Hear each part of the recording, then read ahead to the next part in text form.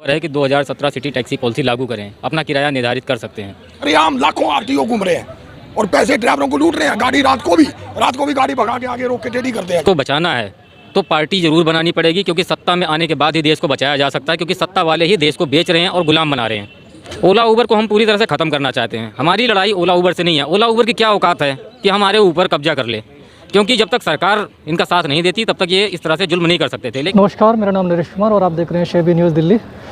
आज हम मौजूद हैं जंतर मंतर पर। जी जियालाल जी, आप दिल्ली से ही हैं? हाँ जी, दिल्ली से ही हूँ। और आप ये जन सेवा ड्राइवर पार्टी में शामिल होने के लिए आए हैं? बिल्कुल। क्या लगता है ये पार्टी बहुत आगे तक जाएगी? पार्टी आगे तक जाएगी या नहीं जाएगी इसके बारे में तो कह नहीं सकते, लेकिन ये कोशिश है। लेकिन क्या ज़रूरत पड़ गई कि आपको ये पार्टी बनानी पड़ी? और क्योंकि आपकी कोई बात नहीं सुनता है, ज़रूरी है ये पार्टी ही बनाना? ड्राइवरों के साथ बहुत अत्याचार हो रहे हैं। पार्टी बनाने की इसलिए ज़रूरत पड़ी है क्योंकि हमारे बुजुर्गों ने बहुत मुश्किल से अपना बलिदान देके देश को आज़ाद कराया था, और आज ये सरकार देश को फिर से एक बार गुलाम बनाने की पूरी तरीके से कोशिश कर रही है। इसलिए हमें पार्टी बनानी पड़ेगी, क्योंकि अगर देश को बचाना है तो पार्टी ज़रूर बनानी पड़ेगी, क्योंकि सत्ता में आने के बाद ही देश को बचाया जा सकता है, क्योंकि सत्ता वाले ही देश को बेच रहे हैं और गुलाम बना रहे हैं। यानी कि आप पार्टी बना के पहले अपनी स्ट्रेंथ बढ़ाना चाहते हैं, तभी लोगों तक अपनी आवाज़ पहुँचाना चाहते हैं। अच्छा, ये आपकी जो दिल्ली की लड़ाई है, अभी तो ये जो पार्टी है नेशनल पार्टी बन रही है और ये पूरे भारत देश में पार्टी रहेगी, और आने वाले वक्त में अगर ये पार्टी जीती तो हम देखेंगे इसकी सरकार भी। तो दिल्ली में क्या क्या प्रॉब्लम है, जैसे कि अभी एक भाई ने भी बताया था ओला उबर? दिल्ली के अंदर प्रॉब्लम ही प्रॉब्लम है, और कोई ऐसा है ही नहीं कि जिसमें सोल्यूशन का नाम हो। देखिए, पहली बात तो काफ़ी दिनों से पहले से ही दिल्ली के अंदर जो ड्राइवरों के अंदर समस्या है वो पूरी तरह गुलाम बना चुके हैं, क्योंकि पीछे 7-8 सालों में ऐसी स्कीमें सरकार द्वारा लाई गई हैं जिसके चलते हर ड्राइवर के घर के अंदर यहाँ तक कि कहें कि बर्तन तक बिक गए हैं। ना उनका बच्चा पढ़ाई लिखाई कर सकता है, ना वो सुकून से खा पी सकते हैं। 18 घंटे काम करने के बाद में अपने रोटी भर का पैसा भी अपने पास नहीं ले जाते। ऐसा नहीं है कि पैसा नहीं कमाते, पैसा वो कमाते हैं, लेकिन वो पैसा ले कोई और जाता है, जो सरकार की मिली भगत से हो रहा है। लाखों रुपए पर डे के हिसाब से ड्राइवर भाई हमारे कमा रहे हैं, लेकिन उनके पास उतना ही पहुंच रहा है जिससे कि शायद वो आधे पेट की रोटी खाएं और वो अपना घर का गुजारा करें। तो ये ओला उबर को लेकर फिर आपने क्या क्या तैयारी की है? ओला उबर को हम पूरी तरह से ख़त्म करना चाहते हैं। हमारी लड़ाई ओला उबर से नहीं है। ओला उबर की क्या औकात है कि हमारे ऊपर कब्जा कर ले, क्योंकि जब तक सरकार इनका साथ नहीं देती तब तक ये इस तरह से जुल्म नहीं कर सकते थे। लेकिन सरकार की नीति यही थी कि पहले इन गरीबों को पूरी तरीके से खोखला कर दो, जैसे कि आज हो चुके हैं। पहले खोखला किया है। किसी के घर में 2 दिन के लिए अगर वो ड्राइवर बैठ जाता तो उसके पास खाने को रोटी नहीं है, यानी कि बंधुआ मजदूर बनाने की जो पूरी प्रतिक्रिया होती है वो सरकार ने निभाई है, और पूरी तरह से उनको गुलाम बनाने के लिए आज मजबूर कर दिया कि अगर बीमार भी बैठा हुआ है तो उसको शाम को अगर रोटी खानी है तो बीमारी की अवस्था में भी उसको काम करना पड़ेगा। और जैसा कि अभी हमने सुना है कि आप दिल्ली में केजरीवाल जी और नितिन गडकरी जी का भी घेराव करने वाले थे, लेकिन ये मोनोक्रोम और ये जो कोरोना वगैरह उसकी वजह से फिर आप कैसे तैयारी करोगे? कैसे वहाँ पर घेराव वगैरह कुछ करवाओगे? वक्त रुकता नहीं है। जिस तरह से वक्त नहीं रुकता उस तरह से कोई काम भी नहीं रुकता। कुछ लोगों ने आपकी जो एक ट्रांसपोर्ट संस्था है भारतीय चालक एकता संघ, उसके ऊपर कुछ इल्ज़ाम भी लगाए हैं कि आप लोग कुछ पैसा वैसा लेकर ये बैठ जाएंगे, तो फिर उसके बारे में आप क्या कहेंगे? मेरा कहना यह है कि आज भारतीय चालक एकता संघ या दुनिया भर में बहुत सारी यूनियन है, हमारे दिल्ली में बहुत सारी हैं। पीछे कई लोगों ने गलत काम किए भी हैं। फिलहाल मेरा किसी एक संस्था के साथ कोई लेना देना नहीं है। जहाँ चालक भाइयों का काम होता है मैं वहाँ जुड़ता हूँ। लेकिन इस बार ये भी है कि जिसने भी कोई गलत हरकत की या हमारे चालक भाइयों के साथ कोई धोखा किया तो उनका स्वागत इस बार जूतों से ही किया जाएगा। इसके आगे कुछ नहीं। मगर मैं इन चीज़ों का ये सुन के पूना में गाड़ी छोड़ के यहाँ आया हूँ कि पहली बार कोई ऐसा शख्स पैदा हुआ जो ड्राइवरों के विषय में सोचने लगा। सर, इस टाइम ड्राइवर एक कुत्ते से भी गया गुजरा। कुत्ते की भी लोग इज्जत करते हैं, कुत्ते को भी रोटी डालते हैं, मगर ड्राइवर को कुत्ते से भी गया समझते हैं जी। जैसे एक आदमी एक कुत्ते को लात मारता ना, तो ड्राइवर को तो लात भी और डंडा भी दोनों समझ लो कि कुत्ते से 3rd क्लास हो गया। जहाँ देखो RTO, border police, no entry, ये है पैसे दो, नो एंट्री खुली। बम्बे में हम गाड़ी लेके जाते हैं, भिमंडी में सारे में नो एंट्री है। 500 रुपये पुलिस वालों को दो, 300 रुपया दो, 200 रुपया दो, तो नो एंट्री खुली। यानी कि आपका कहना है कि पूरी कालाबाजारी चल रही है पूरी मुंबई में? इस टाइम महाराष्ट्र के अंदर 50 टोल टैक्स ऐसे हैं जो जबरदस्ती ड्राइवरों से 100 रुपये की पर्ची है तो 500-500 रुपया लूट रहे हैं। मेरे पास पर्चियाँ हैं। अच्छा, वो लीगल नहीं है, लेकिन आपसे फिर भी लिया जा रहा है? ये मैं पर्चियाँ लेके आया हूँ। 3 एक्सल छोटी गाड़ी है और 10 टायर की पर्ची देते हैं, और दादागिरी से। जैसा अभी भाई ने बताया कि मुंबई में जहाँ पर टोल नहीं है वहाँ पर भी जबरन जबरदस्ती लूटा टोल की जा वसूली की जा रही है। और इन लोगों ने सारे अपनी गाड़ी के टैक्सीज भरे होते हैं, सारे उन्होंने अपने कागज़ पूरे रखे होते हैं, फिर भी आरटीओ रोकता है और जबरन उनसे वसूली करता है या फिर उनसे एंट्री फीस लेता है और उनसे एंट्री कराना चाहता है। आइए हम सर सबसे ज़्यादा भूखी मर रही राजस्थान की सरकार। राजस्थान में शरेआम लाखों आरटीओ घूम रहे हैं और पैसे ड्राइवरों को लूट रहे हैं। गाड़ी रात को भी गाड़ी भगा के आगे रोक के टेढ़ी करते हैं, ये है वो है, कागज ला चलान होगा। और ड्राइवर बेचारे गरीब किसको बतावे, कौन सुनेगा उनकी? तो आज तक किसी सरकार ने। और दूसरी चीज़, सरकार तो बड़े बड़े दावे करती है, हमने ये बनाया वो बनाया ये करा, चारों तरफ 4 लेन 6 लेन 8 लेन हाईवे रोड है। आज तक कहीं भी गाड़ी खड़ी करने की पार्किंग नहीं है किसी भी स्टेट में। मैं ये गवर्नमेंट से पूछता हूँ कि आपने अगर टोल टैक्स 400 रुपये का टोल लगा दिया तो 50 रुपये और जोड़ देते और गाड़ी खड़ी करने की कहीं जगह बनाते। आज जहाँ भी गाड़ियाँ खड़ी है आप जाके देखिए, अंदर गाड़ी के नीचे इतनी गंदगी है, लोग लैटरिन वहाँ करते हैं, वहाँ गाड़ी खड़ी होती है, हम उसी में खाना बनाते हैं, क्या करें? और अगर कहीं पेशाब लग जाता है या लैटरिन लग जाती है या कोई बाथरूम है ना कुछ है, फैक्ट्री में जाते तो ड्राइवर को कुत्ता समझा जाता है, लात मार के चल बाहर खड़ा हो जा, कहाँ जावे? तो यानी कि इन सभी समस्याओं को लेकर नहीं है, इनके कोई सुनने वाला नहीं है। इन्हीं चीज़ों को लेकर अभी इन लोगों ने तय किया है कि जो जन सेवा ड्राइवर पार्टी बनाई है, इस पार्टी से इलेक्शन भी लड़ेंगे और जीतेंगे भी, अपनी सरकार बनाएंगे और ताकत बनाएंगे, तभी ये लोग मैदान में आएंगे और फिर इनकी सभी लोग सुनेंगे। जी, अगर ये लोग ईमानदारी से, एक इंसानियत के नाते अगर ये लोग ड्राइवरों की हेल्प करे तो मैं अपने खून से निकाल के लिख के देता हूँ कि 100% इनको कोई हरा नहीं सकता। आज तक कोई पार्टी कोई वो नहीं हुई, कांग्रेस गई, बीजेपी आई, बहुत पार्टियां आई, मगर ड्राइवरों की किसी ने कुछ नहीं सुनी, कोई हेल्प नहीं करी। चलिए कुछ नहीं सर, अभी तो आप लोगों ने ये पार्टी बना ली है और इलेक्शन भी होंगे, तो फिर तो यहाँ पर किस लिए आप? बस ये पार्टी के लिए आए हैं हम। इस पार्टी में जैसे अभी ड्राइवरों की जितनी समस्याएं हैं जी, आपको नहीं मालूम होगा, जब आप रोड पे जाएंगे किसी गाड़ी के साथ तो जितनी समस्याएं हैं आप उसके बारे में केयर करेंगे तो आपको बहुत दुख लगेगा कि इतनी जिल्लत का सामना करके ये ड्राइवर आगे जाते हैं, फिर भी इनको समाज में अच्छी निगाहों से देखा नहीं जाता। तो ये सारी समझ, आप बॉर्डर पे आप जाएंगे तो बॉर्डर पे इतनी दादागिरी है, अनाप शनाप पैसा वसूला जाएगा, कोई प्रेम से बातें भी नहीं होंगी, उनके उल्टा सीधा सबका प्रयोग होगा। कभी ये कर लो तो कभी ये एंट्री कर लो, कभी कोई मैकेनिकल काट दो, ये सब चीज़ों से इतना ज़्यादा परेशान किया जा रहा है हर जगहों पे। आप एमपी में जाइए, आपको सीधे मुँह बात नहीं करेंगे, आप यहाँ पैसा दो नहीं तो गाड़ी खड़ी कर लो।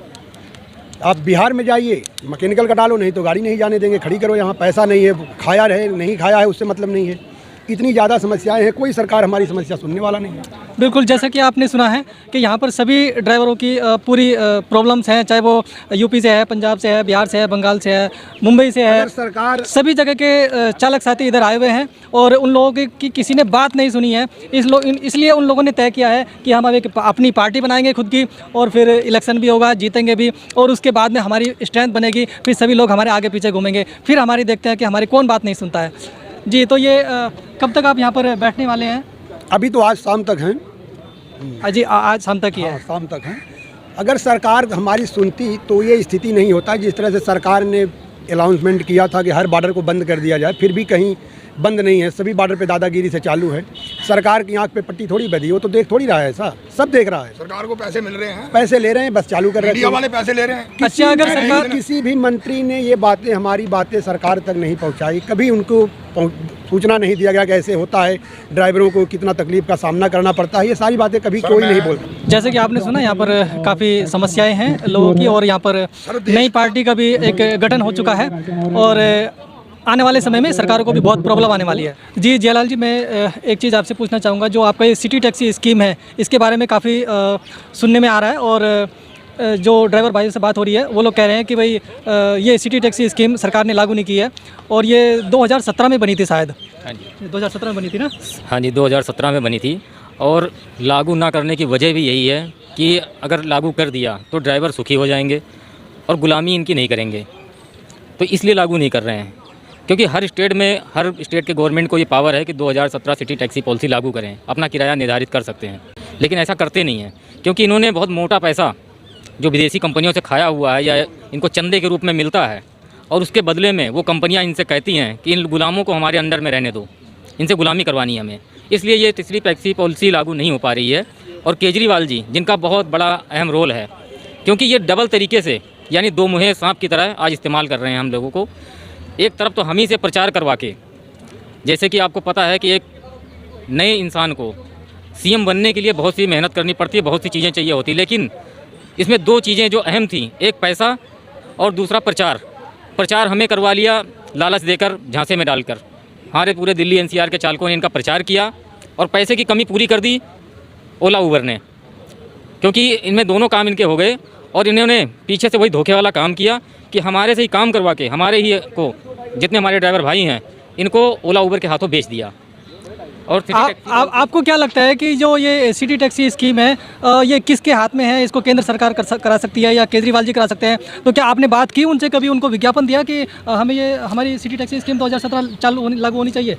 कई बार विज्ञापन भी दिया है, कई बार इनके पास गए हैं, मिलने के लिए भी कई बार लेटर लगाया, लेकिन मिलने की ज़रूरत ही नहीं है, क्योंकि इनके आका जो ऊपर बैठे हुए हैं ओला उबर वाले, जो इनकी सरकार चला रहे हैं, जो इनको चंदा दे रहे हैं, ये उनकी बात मानेंगे?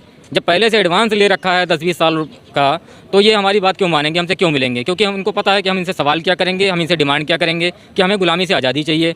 अब जब इन्होंने 20 साल के लिए मुझे बेच रखा है या पैसा खा रखा है, तो ये सिटी टैक्सी पॉलिसी लागू जल्दी क्यों करेंगे?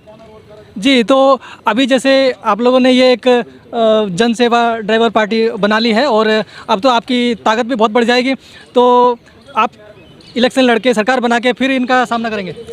सर, हम लोग ड्राइवर हैं, सुबह 3 बजे उठ के रात को 12 बजे तक काम करने में विश्वास रखते हैं और हमें इस राजनीति से कोई लेना देना नहीं था, लेकिन देश को एक बार जो गुलाम बनाने की कोशिश की जा रही है, उस गुलामी से छुटकारा पाने के लिए और अपना समाज बचाने के लिए आज हमें इस आंदोलन में या इस पार्टियों के अंदर हमें कूदना पड़ रहा है। और ये 100% सत्य है कि हम इस आंदोलन को आगे भी बढ़ाएंगे और इलेक्शन लड़ेंगे भी और जीतेंगे भी, क्योंकि 70% जो वोटिंग होती है वो ड्राइवर समाज की होती है और हमने ही इनको सीएम बनाया था, हम इस बार इनको नीचे उतारेंगे भी और जिसका असर आने वाले इनके एमसीडी चुनाव में इनको नज़र आ जाएगा।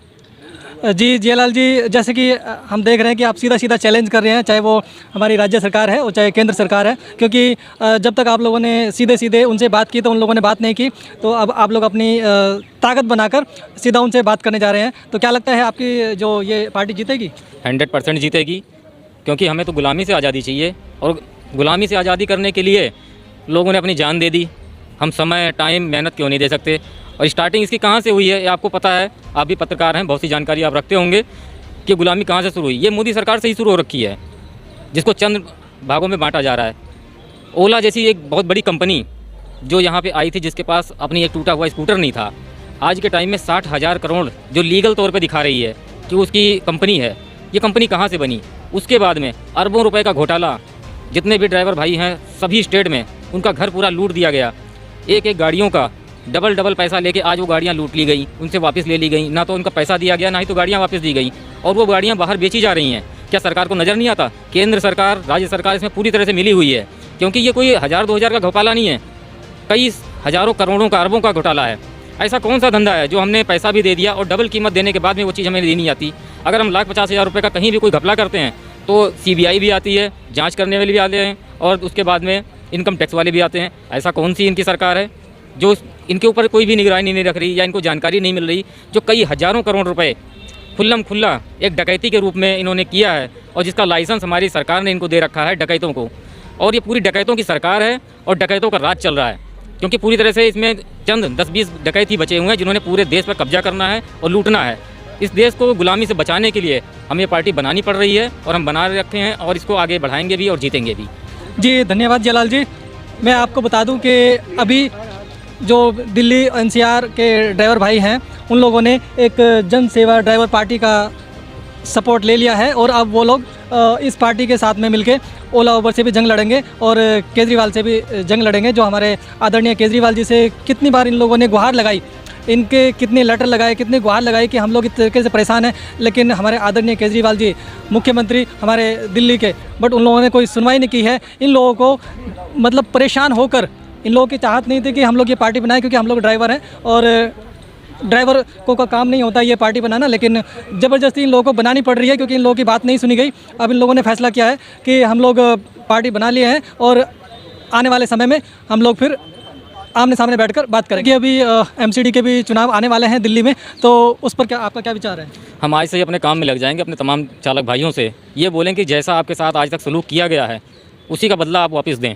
और इस MCD के चुनाव में ही केजरीवाल साहब को पता लग जाएगा जो 70% ड्राइवरों का असर था या उनकी एकता थी जिन्होंने इनको सपोर्ट किया था कुर्सी पे बिठाने के लिए, अगर वो 70% आज ड्राइवर इनको कुर्सी से खींचेंगे तो इनको बाहर नीचे गिरने में कितनी देर लगेगी, इनको एमसीडी चुनाव में ही पता लग जाएगा। जी बिल्कुल, हम केजरीवाल जी से रिक्वेस्ट करेंगे कि ड्राइवर भाइयों की बात सुने, अदरवाइज़ आने वाले समय में जो एमसीडी के चुनाव आने वाले हैं एक बहुत बड़ी टक्कर देने जा रहे हैं। 70% ड्राइवर लोग हैं अगर वोटिंग में, तो आप समझ सकते हैं कि कितनी बड़ी चोट लग सकती है। जैसे कि आपने सुना, यहाँ पर काफ़ी समस्याएं हैं लोगों की और यहाँ पर नई पार्टी का भी एक गठन हो चुका है और आने वाले समय में सरकारों को भी बहुत प्रॉब्लम आने वाली है। धन्यवाद। Naresh Kumar, CIB news, Delhi.